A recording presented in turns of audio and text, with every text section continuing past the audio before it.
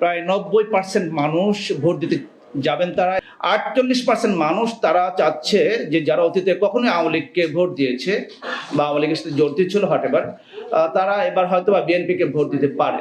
আপনারা দেখেছেন যে মানুষের ভিতরে যে ভোট দানের ক্ষেত্রে বা ভোট দেওয়ার ক্ষেত্রে কতটা উৎসাহ উদ্দীপনা। প্রায় 90% মানুষ ভোট দিতে যাবেন তারা, এবং তারা তাদের যে স্বাধীন মতামত সেটা তারা প্রকাশ করার চেষ্টা করবেন। এটা অত্যন্ত গুরুত্বপূর্ণ একটা বিষয়, এবং বাংলাদেশের ইতিহাসে কখনোই এত সংখ্যক মানুষ ভোট দিতে কখনোই যায়নি। আমরা যদি বিগত নির্বাচনগুলো খেয়াল করি, সবচেয়ে বেশি হচ্ছে 91-এর নির্বাচনে, সেখানে প্রায় 84% মানুষ ভোট দিতে গিয়েছিলেন। এখানে আমরা দেখব যে সেটাকেও রেকর্ড সংখ্যক মানুষ এবার নির্বাচনে উৎসাহ উদ্দীপনা নিয়ে তারা ভোট দিতে যাবেন। 20% মানুষ আমরা দেখব যে তারা কিন্তু ভোটের ব্যাপারে স্টিল তারা অরিড, এবং তাদের ভিতরে এক ধরনের টেনশন কাজ করছে যে ভোটটা সুষ্ঠু হবে কিনা, নিরপেক্ষ হবে কিনা, ভোটের ব্যালট বাক্স দখল হয়ে যায় কিনা, এখানে কোনো ধরনের কোনো সংঘাত হয় কিনা, এই বিষয়গুলো কিন্তু তাদের কাছে গুরুত্বপূর্ণ হয়ে উঠেছে। এবং সেখানে কিন্তু বিএনপিও আছে, জামাতও আছে, এনসিপিও আছে, সাধারণ মানুষও আছে। তাদের ভিতরে কিন্তু এই বিষয়টা কিন্তু অনেক ইম্পর্ট্যান্ট। আর একটা বিষয় আমরা বিগত কিছুদিন যাবত খেয়াল করছিলাম, বলা হচ্ছিল যে ধর্ম, রিলিজিয়ন যেটাকে আমরা বলি, যে এই নির্বাচনে গুরুত্বপূর্ণ একটা রোল প্লে করবে। কিন্তু এই জরিপে যেটা চলে এসেছে সেটা হচ্ছে যে এটা কিন্তু খুব বেশি মানুষ কিন্তু এটা নিয়ে ভাবছে না। আমরা খেয়াল করছি সেটা হচ্ছে যে ধর্ম নিয়ে ভাবছে বা ধর্মের বিষয়টা গুরুত্ব দিচ্ছে এ ধরনের সংখ্যা হচ্ছে 35.9%।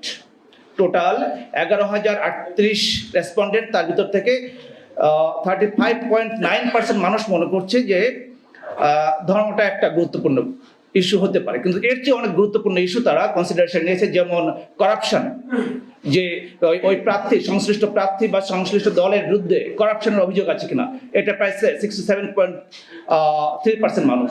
তারপরে এই যে দ্রব্যমূল্যের যে ইস্যুগুলো, এটাও মানুষ কিন্তু গুরুত্বের সাথে দেখেছে।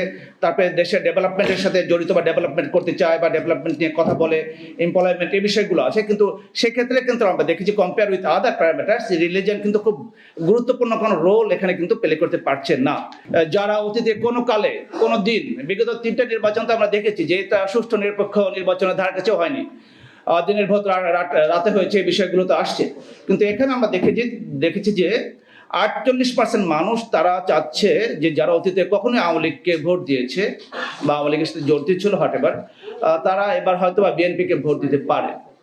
বাট বাকি 52% মানুষ, মানে আওয়ামী লীগের যারা আওয়ামী লীগের সমর্থক, আওয়ামী লীগকে ভোট দিয়েছে, মেজরিটি পার্সেন্ট মানুষ কাকে ভোট দিবে এটা কিন্তু এখনো কিন্তু এনশিওর হয়নি, নিশ্চিত না। যে মার্কা একটা ইম্পর্টেন্ট। আগে ছিল ধানের শীষ, নৌকা, এখন নৌকা নেয়, সেখানে দাঁড়িপাল্লা চলে আসছে, দাঁড়িপাল্লা আগেও ছিল, বাট মার্কা একটা ইম্পর্টেন্ট ফ্যাক্টর। বাট আমরা এখানে দেখেছি বা এই জরিপে দেখানো হয়েছে সেটা হচ্ছে দুটোই কিন্তু একটা ইম্পর্টেন্ট, মার্কা এবং প্রার্থী। মানুষ প্রার্থীকে দেখে ভোট দিবে, এবং অ্যাজ ওয়েল অ্যাজ মানুষ দলকে দেখেও ভোট দিবে, পার্টিকে দেখে ভোট দিবে। মানুষ কি সোশ্যাল মিডিয়ার উপর নির্ভরশীল, নাকি যে আমাদের যে ট্র্যাডিশনাল যে মিডিয়াগুলো আছে সেটার উপর নির্ভরশীল, এই বিষয়টি কিন্তু এখানে উঠে এসেছে। যে মানুষ কিন্তু দেখাচ্ছে যে টেলিভিশনের উপর কিন্তু মানুষের এখন অনেক আস্থা।